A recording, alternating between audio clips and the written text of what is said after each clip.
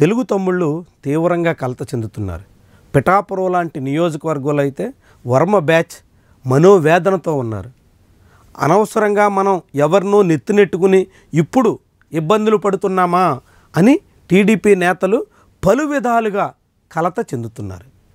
ఇది పిఠాపురం నియోజకవర్గానికే పరిమితం కాదు అని కాకినాడ జిల్లాలో ఉన్న తెలుగుదేశం పార్టీ నేతలు చెప్పుకొస్తున్నారు. తాజాగా పిఠాపురంలో తెలుగుదేశం పార్టీ మినీ మహానాడు కార్యక్రమం జరిగింది.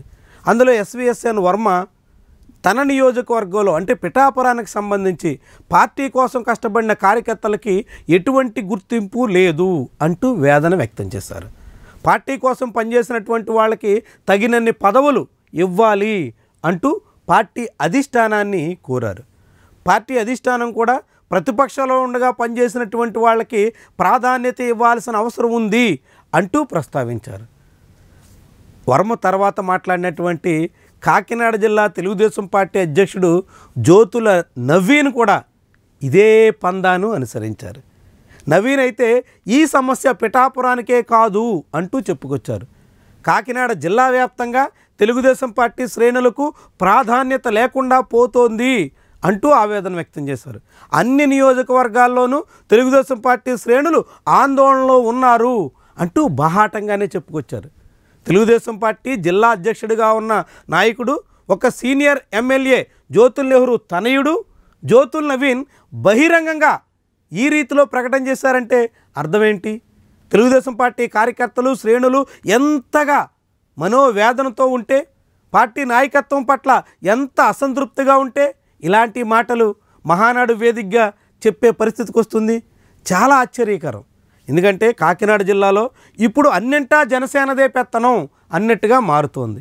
నామినేటెడ్ పదవులు వచ్చినా, మంత్రి పదవైనా, ఇతర ఏ కీలకమైనటువంటి వ్యవహారమైనా అది జనసేన ఖాతాలో చేరుతోంది. దీన్ని తెలుగుదేశం పార్టీ శ్రేణులు జీర్ణించుకోలేకపోతున్నాయి. 5 ఏళ్ల పాటు విపక్షంలో కష్టపడింది మేమైతే ఇప్పుడు మొత్తం పెత్తనం జనసేనకి ఇస్తారా అని టీడీపీ శ్రేణులు అనేక రకాలుగా అలకబూనుతున్నాయి. చాలామంది ఇప్పటికే కాడి వదిలేసేదానికి సిద్ధమవుతున్నారు. చంద్రబాబును నమ్ముకుంటే విపక్షంలో ఉండగా అన్ని రకాలుగాను సేవలు అందింపజేసుకోవడమే తప్ప గద్దెరెక్కిన తర్వాత తమకు ఎటువంటి మేలు చేసేదానికి ప్రయత్నం చెయ్యరు అన్నట్టు తెలుగుదేశం పార్టీ నేతలు కార్యకర్తలు మాట్లాడుకోవాల్సిన పరిస్థితి వచ్చేసింది. వాటన్నిటికీ ప్రతిస్పందనగానే జ్యోతుల నవీన్ బహిరంగంగా మాట్లాడినట్టు కనిపిస్తుంది. మరి ఇప్పుడు తన పార్టీకి చెందినటువంటి ఒక జిల్లా పార్టీ అధ్యక్షుడు తమ జిల్లాలో తెలుగుదేశం పార్టీ శ్రేణులకి ప్రాధాన్యతే లేదు అని వాపోవాల్సినటువంటి పరిస్థితిని టీడీపీ అధిష్టానం సీరియస్గా తీసుకుంటుందా? తెలుగుదేశం పార్టీ కార్యకర్తల మనసులో మాటను గమనంలో ఉంచుకుంటుందా? తెలుగుదేశం పార్టీ కార్యకర్తలకు ప్రయోజనం చేసేదానికి తగ్గట్టుగా నిర్ణయాలు తీసుకుంటుందా? అన్నింటా జనసేన అన్నట్టు కాకుండా తెలుగుదేశం పార్టీ కార్యకర్తలు కూడా ఉన్నారు అని గుర్తిస్తుందా? వాళ్ళకు కూడా ఏదో మేరకు ప్రయోజనం వనగూర్చి కొద్దిమందినైనా సంతృప్తిపరిచే దిశలో అడుగులేస్తుందా? ఇదే చాలా కీలకమైనటువంటి వ్యవహారం.